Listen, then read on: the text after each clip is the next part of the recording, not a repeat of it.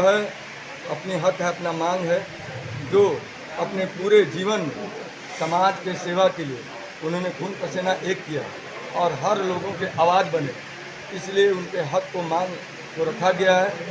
अपने शीर्ष नेताओं के पास शीर्ष नेताओं का निर्णय जो होगा वो मान्य होगा। किस पार्टी से हम चुनाव लड़ेंगे? यहाँ महागठबंधन से उन्होंने चुनाव का अपना दावा ठोका है।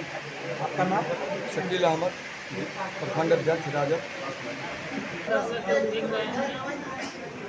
सभी लोगों को मैं आज मेरे हस्बैंड के तीसरे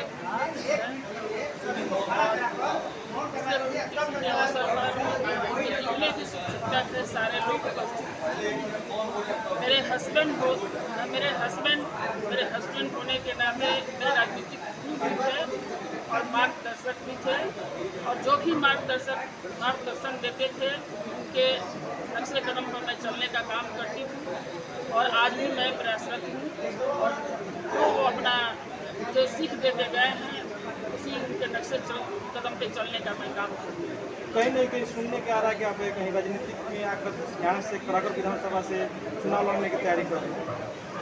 हाँ, मैं चुनाव लड़ने की तैयारी कर रही हूँ। कहीं मुझे आश्वासन मिला है कि नहीं आपको टिकट दिया जाएगा, मैं उसमें प्रयास कर रही हूँ। अगर मुझे टिकट मिल जाता है तो मैं चुनाव भी लड़ूंगी। किस पार्टी से?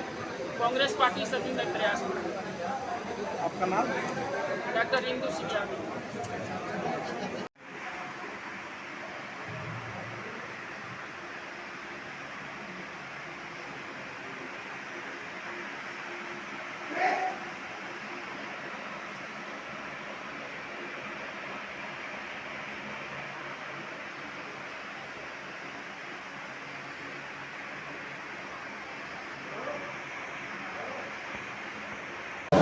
आज विजेंद्र यादव जी की तीसरी पुण्यतिथि में शामिल हुए हैं, क्या कहिएगा? आज हम लोग शोषित पीड़ित गरीबों के मसीहा, सामाजिक न्याय के योद्धा, शोषण अत्याचार के खिलाफ सदैव संघर्ष करने वाले और वंचितों के लिए हमें सदैव खड़े रहने वाले महान विभूति पूर्व प्रखंड प्रमुख भाई विजेंद्र यादव जी की तीसरी पुण्यतिथि के अवसर पर श्रद्धा सुमन अर्पित करने के लिए हम लोग जुटे हुए हैं और उनके चरणों में श्रद्धा सुमन अर्पित करके कहते हैं कि विजेंद्र यादव जी एक व्यक्ति नहीं, विचार थे। एक व्यक्ति की हत्या की जा सकती है लेकिन विचारों की हत्या नहीं की जा सकती है। उनका जो विचार था, शोषित पीड़ित गरीबों के प्रति उनकी जो ललक थी, उनको आगे बढ़ाने का सपना था, वो सपना आज भी हम लोगों के दिलों में बसा हुआ है और हम लोग उनके बताए हुए जो रास्ते थे, संघर्ष के रास्ते थे, उस संघर्ष पर हम लोग आगे बढ़ रहे हैं और शोषित पीड़ित गरीबों के लिए सदैव हम लोग करघर में संघर्ष करने का काम करते हैं।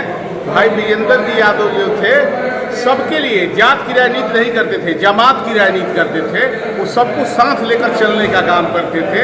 ऐसे व्यक्ति विशेष की बात नहीं है, ये व्यक्तित्व की बात है, उनके बताए हुए रास्तों की बात है, मार्गदर्शन की बात है। वो हमेशा हम लोगों को मार्गदर्शन देने का काम करते थे।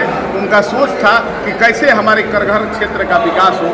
उनका सपना था कि हमारा करघर आगे बढ़े और उस आगे कड़ी को हम लोग उनके सोच को बताए हुए रास्ते और जो उनका अधूरा सपना है उसे पूरा करने के लिए हम लोग यहाँ संकल्पित होने के लिए जुटे हैं और हम लोग संकल्प लेते हैं कि विजेंद्र भाई के जो अधूरे सपने थे, उनके जो अधूरे कार्य छूट गए हैं, उसे हम लोग संघर्ष के साथ, अपने त्याग बलिदान के साथ उसे पूरा करने का काम करेंगे।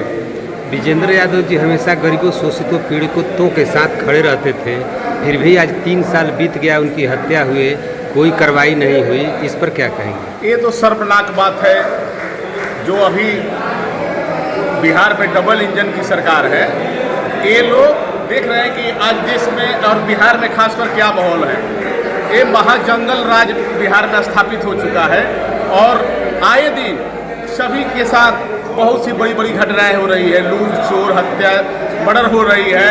अभी आप लोगों ने देखा कि सासाराम की बेटी स्नेहा कुशवाहा जो थी, मोदी जी के संसदीय क्षेत्र बनारस में पढ़ने गई थी, कि सुरक्षित स्थान है, मोदी जी का संसदीय क्षेत्र है, लेकिन वैसे बेटी को रेप करके अपराधियों द्वारा हत्या कर दिया गया, उसका भी उद्भेदन नहीं हुआ। और आज भी इस घटना का आज तक 3 बरस बीत गया, उद्भेदन नहीं हुआ कि इस राज्य में सारे व्यवसायी, किसान, मजदूर, नौजवान, छात्र सब त्राही कर रहे हैं और भीषण इन लोगों का जो तानाशाही है उससे सब त्रस्त है। उनके कार्यों को बताया और आज संकल्प लेने की जरूरत है।